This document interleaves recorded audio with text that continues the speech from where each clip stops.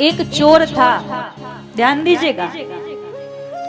अब चोर का नियम क्या था कि रोज चोर चोरी करने के लिए जाया करता, लेकिन जब चोरी करने के लिए जाता तो कुछ ना कुछ धन इसको मिल जाता, अपने घर में लेकर आता था।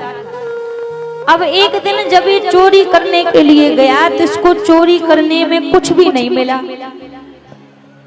जब खाली हाथ लौट कर आ रहा था, विचार करने लगा, महाराज आज तो कुछ मिला ही नहीं है, क्या करूंगा, घर वालों को क्या भोजन खवाऊंगा, सोचते हुए जा रहा था।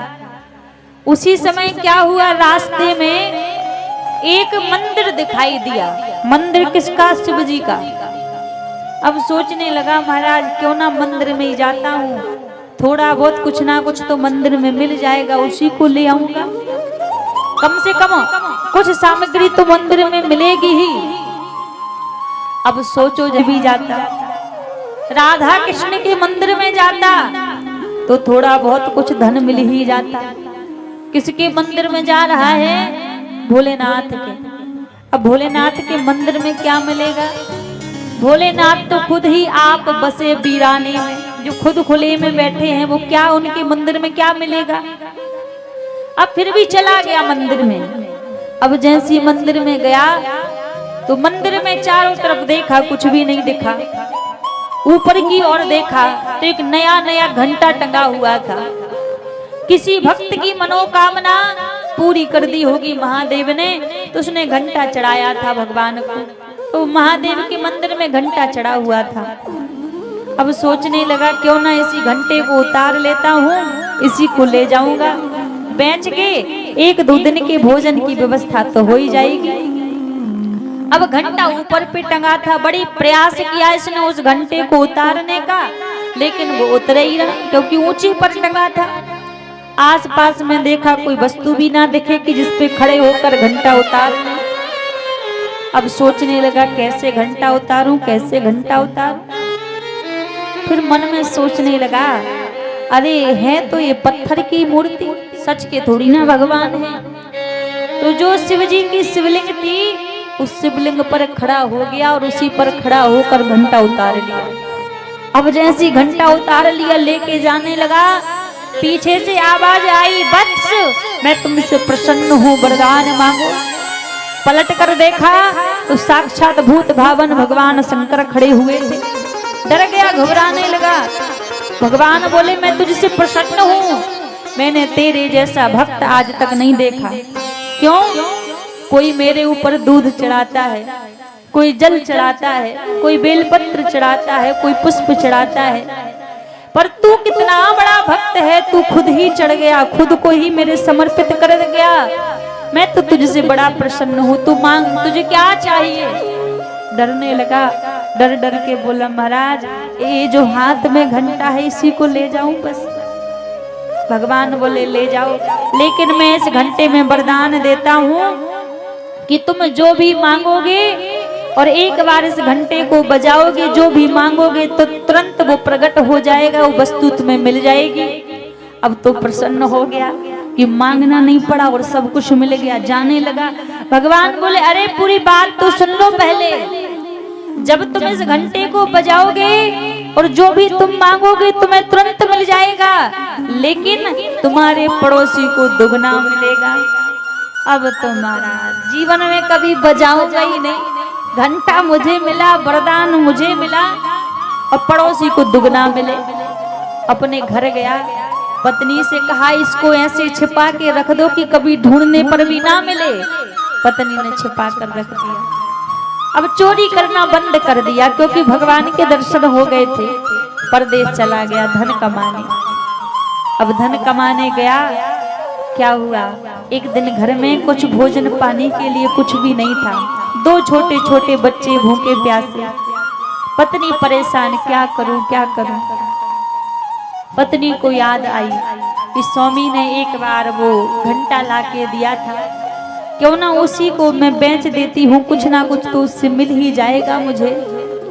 तो क्या किया, उस घंटे को ढूंढा और जैसे उस घंटे को निकाला तो उस पर थोड़ी धूल चढ़ गई थी।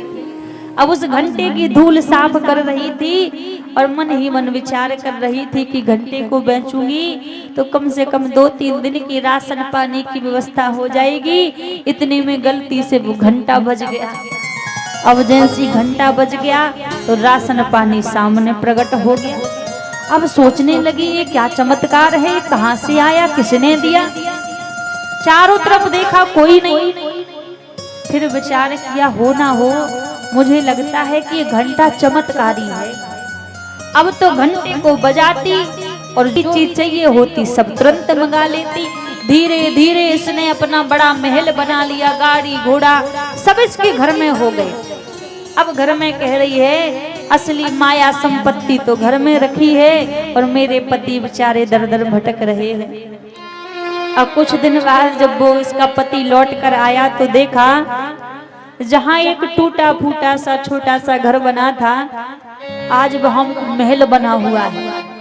तुरंत नजर बगल में घूमी तो पड़ोसी का दुगना बना हुआ है। उसी में बुद्धि खराब, समझ गया हो ना हो मेरी पत्नी ने वो घंटा जरूर बजाया है। अब सीधा क्रोध में आकर घर के अंदर गया और कहने लगा वो घंटा कहाँ है जिसको तू बजा बजा के संपत्ति जोड़ रही है, बता वो घंटा कहाँ है। पत्नी बोली स्वामी क्या बात है, अरे वो घंटा ही तो हमारा भगवान है जिसने इतनी संपत्ति दी, मंदिर में रखा हुआ है। मंदिर में भगवान नहीं बिठा रखे, मंदिर में घंटा को बिठा रखा है। अब जैसे सीधा मंदिर में गया उस घंटे को उठाया बड़े क्रोध में और घंटे को क्रोध में उठाकर बोला भगवान मेरी एक आंख फूट जाए और घंटा बजा दिया। अब इसकी एक फूटेगी तो पड़ोसी की दोनों जाएंगी। अब फिर सोचने लगा, फिर सोच के घंटा बजाया और बोला भगवान मेरे घर के सामने एक कुआं खुद जाए, इसके घर के सामने एक तो पड़ोसी के यहाँ दो। सोच रहा है मैं तो जैसे तैसे एक आंख से देखकर काम चला लूंगा, लेकिन पड़ोसी तो बिल्कुल सही जाएगा। अब जैसी घंटा बजाया सोचने लगा कि जाकर देखूं तो सही पड़ोसी के घर के सामने कुआं कैसा खुदा है। जल्दी जल्दी चलता हुआ जा रहा था, भूल गया कि मेरे घर के सामने भी कुआं खुदा है और जाके कुएं में गोविंदाय नमो नमः जाके कुएं में गिर गया। इसीलिए कहते हैं ना जितना भगवान ने दिया है उतने में ही संतुष्ट रहना चाहिए। ज्यादा लोभ लालच ठीक नहीं होता है। जिसके पास संतुष्टि का धन है वो संसार का सबसे बड़ा धनवान व्यक्ति है, और जिसके पास संतुष्टि रूपी धन नहीं है वो कितना भी करोड़ों की दौलत कमा ले लेकिन वो रहेगा दरिद्र ही रहेगा, गरीब ही। इसलिए भगवान ने यदि आधी रोटी की व्यवस्था दी है तो प्रेम से संतुष्टि से उसको पाओ। कभी कभी होता है ना आधी खा रहे हैं और आधी छोड़कर एक के लिए भागेंगे तो वो एक भी जाएगी और आधी भी जाएगी हाथ से।